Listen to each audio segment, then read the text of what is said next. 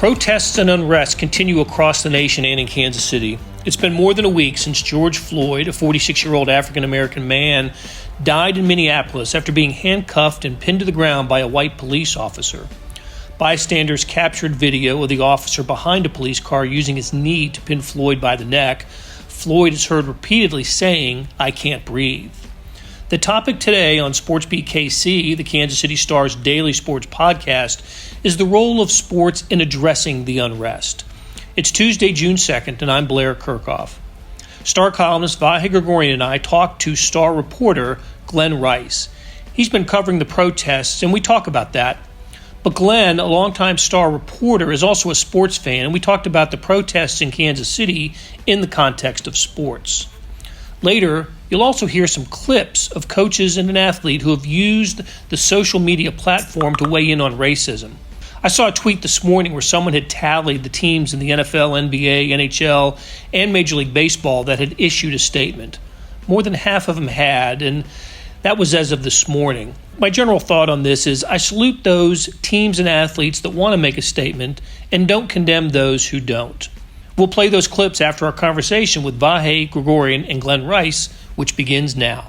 I thought the first thing we would do today is to get your thoughts on covering the protests, and when did you pick it up, and what have your experiences been in the Plaza area? Because mostly it's been confined to the Plaza area. Yes, and I started. I was called in at 8 o'clock on Saturday evening, and went down to. First, I heard that they were maybe protesting at police headquarters. So I initially drove there.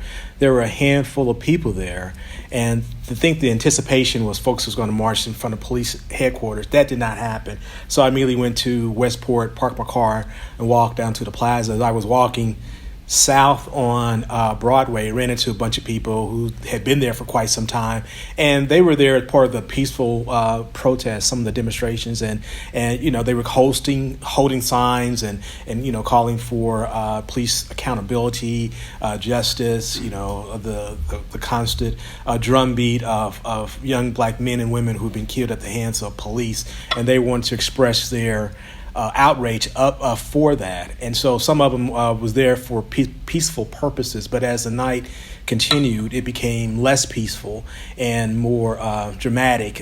There were a line of officers who in riot gear with helmets, gas masks on, and so they were kind of staying their position, blocking if you want to go west towards the Plaza, they were preventing people from doing that. So okay, so this is Saturday night, and the situation kind of deteriorated the later we went into. Earlier in that evening, they had deployed tear gas into the crowds. A lot of crowds some of them may have gone into the street, but there were a lot of angry folks there, a lot of folks who were in the face of police officers yelling at them. And by the same token, there were officers there who were sympathetic. They didn't engage in the exchange, but they were there to listen to what folks had to say. And in many cases, a lot of officers said they agreed with the fact that how George Floyd died wasn't appropriate. That's not the tactics that they use here. But as you've seen recently, there are a lot of instances in which police has been pepper spraying folks. I believe their content is that they told these folks to stay on the sidewalks, and they didn't comply. So that's how they responded. Glenn, there's no way to easily sift this out because this is sort of the crux of one of the problems, but what do you see as the dividing line between where you can tell who the legitimate protesters are and where people are getting involved that are doing the things that make it more complicated? Yeah. I mean, is it discernible? Or is that a big part of the problem that you can't tell who's going to do what when? I think as the evening wears on, you could tell, because most of the people who were there protest for legitimate reasons and purposes were there. They expressed their voice and they left as the things so you can tell. I mean, I don't want to stereotype anybody, but sometimes you could tell that. When I was there were a lot of guys with megahorns and yelling at the group, we're going to do something, going to do this, and unfortunately it didn't materialize. And by then they had moved from Broadway to east on Cleaver.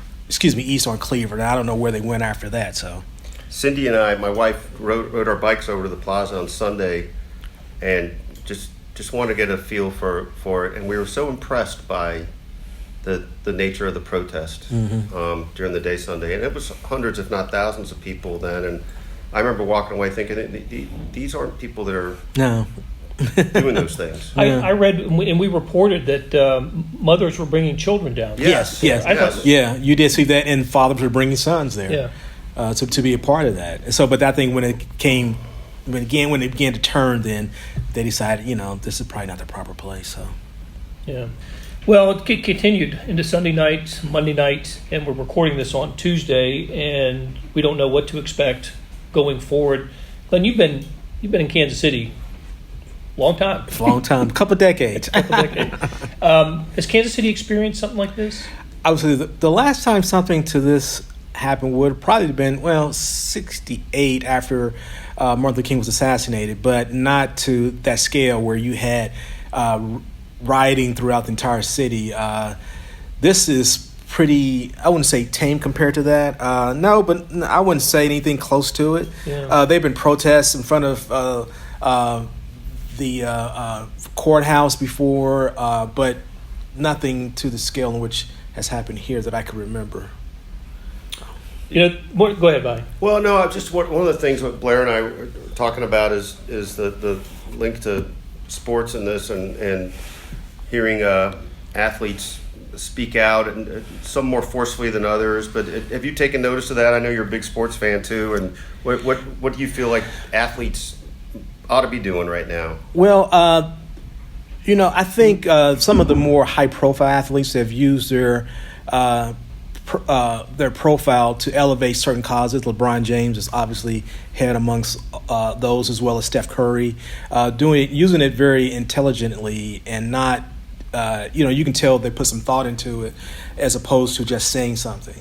And I think that people who are around them have really educated them to have a voice, but also use that voice. And they also use not only their voice, but also the resources to help others that are in need. I think, surprisingly, I was surprised that Patrick Mahomes came out and said something, particular in this climate. You saw what happened when Marcus Peters did what he did, and it was not well received. Of course, there were some other issues surrounding Marcus Peters, but that was, I thought that was kind of different. So for him to come out and say something as well crafted as it was, that says something. At least he's thinking along those terms. He could have easily not said anything, and no one would have blamed him. But that's very powerful, and it speaks a lot towards the organization too. I will say to allow him to say that, to do that, but to be supportive in that regard. I know Mark Donovan. We don't golf together, but I've known him because our children were in Girl Scouts together, and so I was just shocked that. And he seems to be very conscientious, very engaged. We don't talk. When we spoke, we didn't talk Chief stuff because I didn't want our friendship to be based around his job, like my job for that matter. But you can tell they really have gone above and in terms of just reaching out to the Native American community and being conscious about the Chiefs and that imagery. And while we know the Chiefs were actually named after Roe Bartle.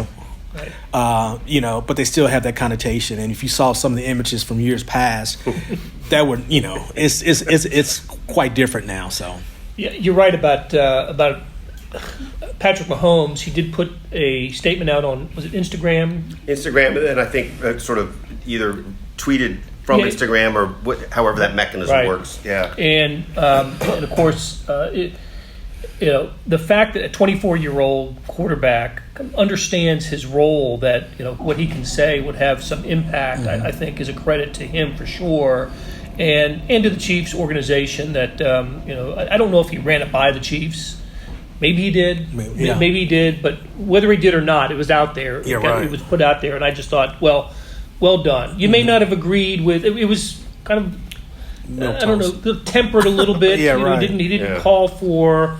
He didn't use the word racism in it or police brutality or anything like that. But he comes from an interesting background on this too, with a black father and a white mother. Yeah, so, in Texas too. And from Texas, right. So, and I thought another good point about Marcus Peters. Kansas City has been through this just a few years ago, having to kind of come to terms with these ideas and thoughts, because that was of course the reaction to the Colin Kaepernick taking a knee, and Marcus Peters wanted to do that and was basically discouraged by, if I remember this right. Yeah, he was discouraged, right? After a conversation with Clark Hunt about that. Yeah, and Marcus is so complicated and because he's volatile in other ways, and that I think made his message a little harder to resonate. And I remember after when he raised his fist, I remember trying to ask him about it afterwards, and he was angry to be asked, and that just kind of got in the way of the message, I think, and that's a shame. And I think everybody wanted to hear more from him, and I do believe when we were out in Oakland, Blair, covering something, I think Therese Paylor stayed behind and got with some of Marcus's family, and I think that was his way into hearing more and just better expression from Marcus about what he was thinking of, and it was really important when that came to be. And one thing I would be remiss, I mentioned the riots of '68. Interestingly enough, there were several Chiefs players, including Curtis McClinton, Otis Taylor, Buck Buchanan, Willie Lanier, and Fred the Hammer Williamson, who went on the airways, went on black radio, and really encouraged people not to protest. We actually did a story about that. I think maybe with the 40th or 25th anniversary of the riots itself, and I was shocked at the level of foresight that the players, were engaged in. Of course, it was a different era. They were more connected to the community back then. Curtis McClinton was, in many ways, way ahead of his time in terms of his community engagement. He helped start the Black Economic Union. He was partnered with Jim Brown. There's a picture that I keep of Jim Brown, Kareem Abdul-Jabbar, Bill Russell, those guys, and he's in the midst of all of that. And so those players within itself, because they came from black colleges for the most part, they were heavily connected and tied to the community. Fast forward to Marcus Peters. He did a lot of stuff within the community that I think a lot of people probably did not realize. Right. Around Christmas, I think maybe last year with the team, he was part of a coat giveaway. He was, I think, sponsor of Adidas. And so he shows up at this coat giveaway. They were giving haircuts, passing out food, and so forth. And he just comes in this truck. He didn't come in a truck. He came in like a small compact car stuffed with these jackets.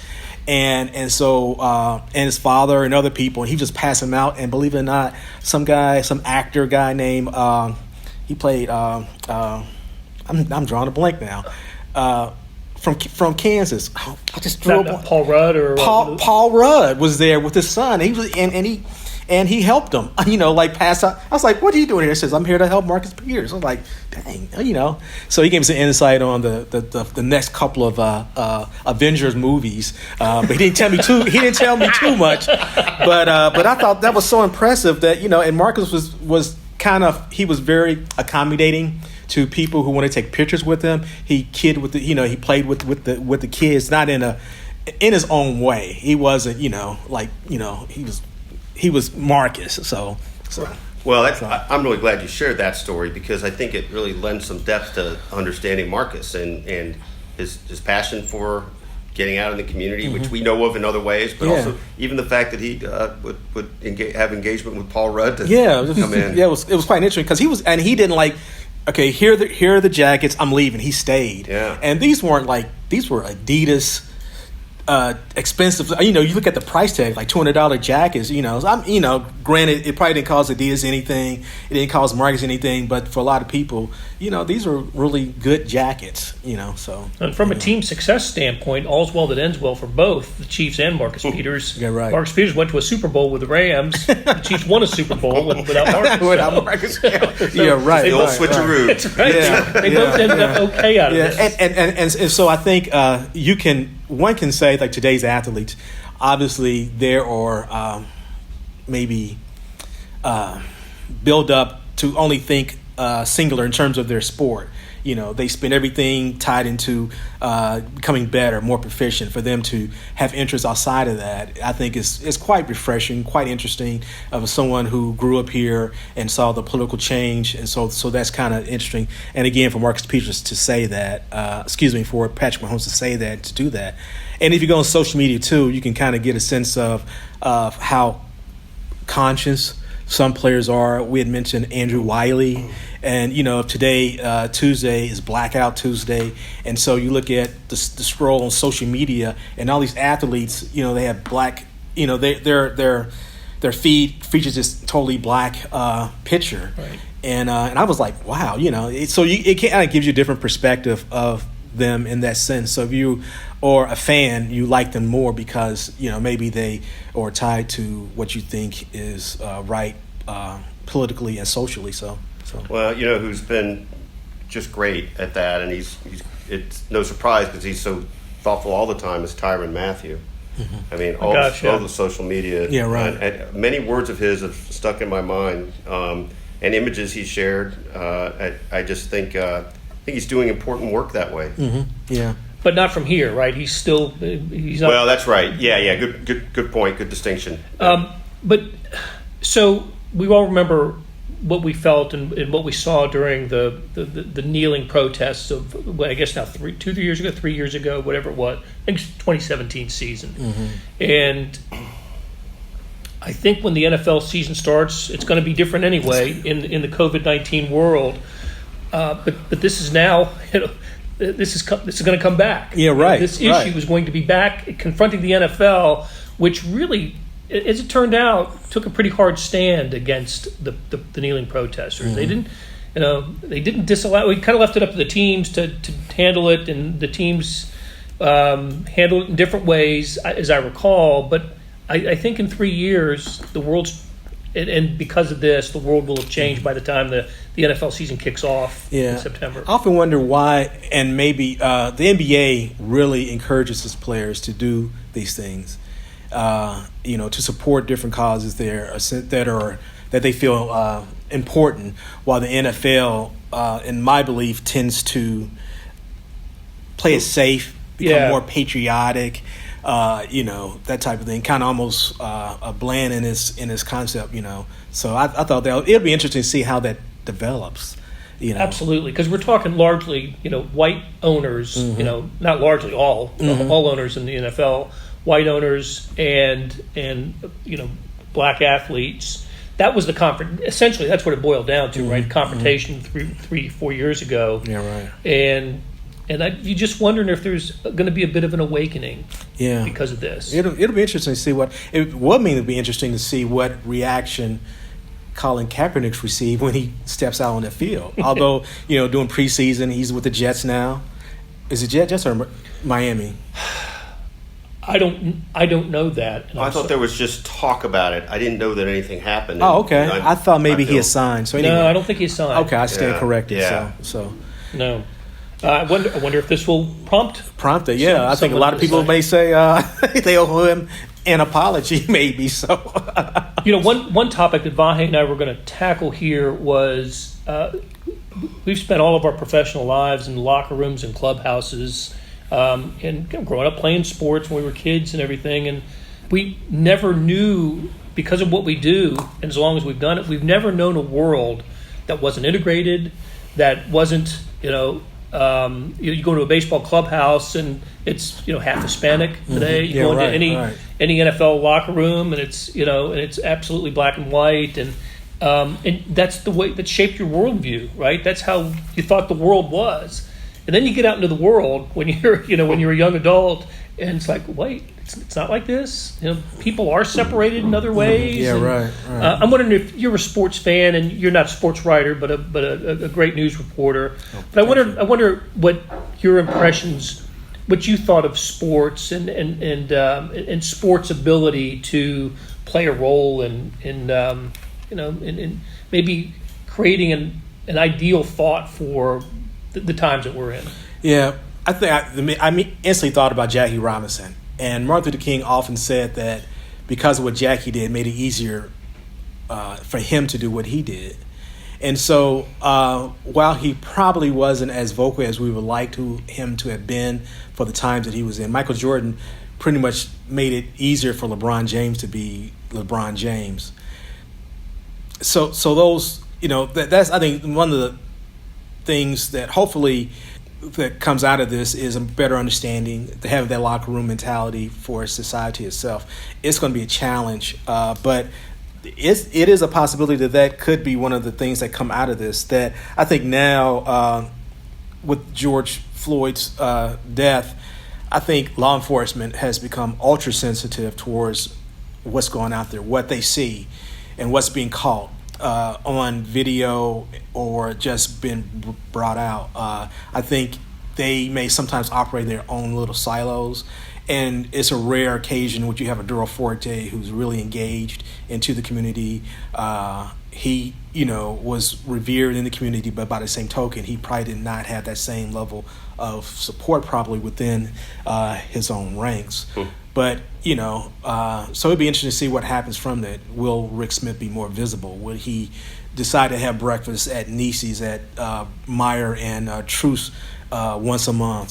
That's something I think that some folks who he works for wish he would have done more often, be more visible, not doing everything that Forte did, but at least have a presence so he's not a stranger to folks. I think you go down the street, you go to Linwood and Prospect, to the Constantinos there, you ask people who's the police chief, they probably will still say Duro Forte. Right. So that'd be interesting. Mm-hmm. So hopefully I answered your question. Yeah, well, I love locker room mentality for society itself. Put that on a t-shirt. There you go.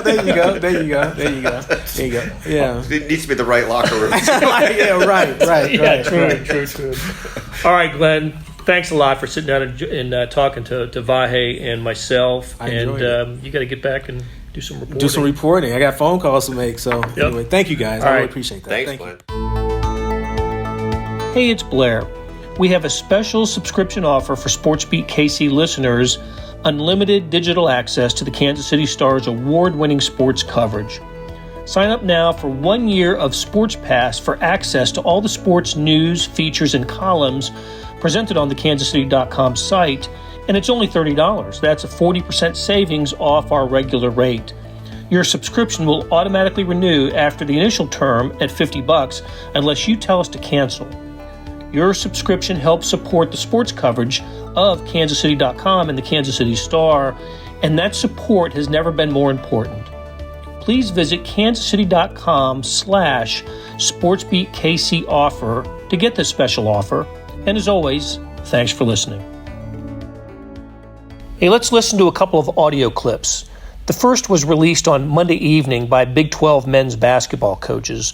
On this message of unity, you'll hear Kansas State's Bruce Weber, Chris Beard of Texas Tech, Jamie Dixon of TCU, West Virginia's Bob Huggins, Mike Boynton of Oklahoma State, Iowa State's Steve Prohm, Shaka Smart of Texas, Baylor's Scott Drew, Oklahoma's Lon Kruger, and Bill Self of Kansas. After the Big 12 message, you'll hear from NBA player Malcolm Brogdon. He was the ACC Player of the Year at Virginia in 2016 and has played for the Milwaukee Bucks and Indiana Pacers. He was at his hometown in Atlanta when he got on a megaphone to make his voice heard. I thought the Big 12 message was well done, and Brogdon spoke from the heart. So here we go. Over the last several days, we have listened to others' pain, anger, and disgust over the events surrounding George Floyd's death. Our families, as well as this Big 12 family, share these emotions as well. As coaches, our job is to take a group of young men and inspire them to achieve a common goal. To impact people's lives for the better and to make a difference. That's our true mission as coaches, mentors, and leaders. It's time for all of us to unite together. and bring awareness and light to all the racial injustices that we are witnessing in our country. It's time for us to use our platform to make a difference and to be part of the conversation to help create solutions. We all need to be better. We all need to do better. We all need to be there for each other. We all need to take a stand. The current racial climate is unacceptable. It's time for a change. It's time for a change. It's time for a change. It's time for a change. I got brothers, I got sisters, I got friends that are in the streets, that are out here, that haven't made it to this level, that are experiencing it, that are getting pulled over, just discrimination, day after day, dealing with the same bull. And this is systematic. This isn't something where we come and, we don't have to burn down our homes. We don't have to. We built this city. This is the most proudly black city in the world. Man. So let's take some pride in that. Let's focus our energy. Let's enjoy this together. This is a moment. We have leverage right now. We have a moment in time. People are going to look back. Our kids are going to look back at this and say, you were a part of that. I got a grandfather that marched next to Dr. King in the 60s. And he was amazing. He would be proud to see us all here. We got to keep pushing forward. Jalen, man, has led this charge, man. I'm proud of him. We need more leaders. We need more people speaking in the... That'll do it for today. Thanks to our production staff of Derek Donovan, Savannah Smith, Randy Mason, Beth Welsh, Jeff Rosen, and Chris Fickett. I'm always grateful to my Star Sports colleagues like Vahe Gregorian for joining me on the show, and a big thanks to Glenn Rice making his SportsBeat KC debut. Glenn's been part of the Star's coverage team that's done tireless and in some cases dangerous work bringing you the news of the protests. So in addition to Glenn, my admiration and thanks go to Star reporters Cortland Stark, Anna Spurry, Luke Nozick, Allison Kite, Murray Williams, Caitlin Shores, Eric Adler, Joyce Smith, Kevin Hardy, Steve Vachrot, Bob Cronkleton, Laura Bauer, Judy Thomas, and photographers Jill Toyoshiba, Tammy Youngblood, and Rich Sugg. I really apologize if I've missed someone here. But thanks also to the band of editors who are tirelessly playing the parts of traffic cop and orchestra conductors throughout all this. Tell you what, I am proud to work with these folks, and nobody in the region is doing a better job covering the stories that are important to you. You can support them by purchasing the Kansas City Star's online product. News, sports, features, everything, plus an e-edition that provides dozens of additional pages of national coverage. The details can be found at account.kansascity.com/subscribe. That's account.kansascity.com/subscribe. You'll be getting and supporting the best news and sports coverage in Kansas City and helping us produce programs like SportsBeat KC. Thanks for listening, and we'll be back on Wednesday for another episode.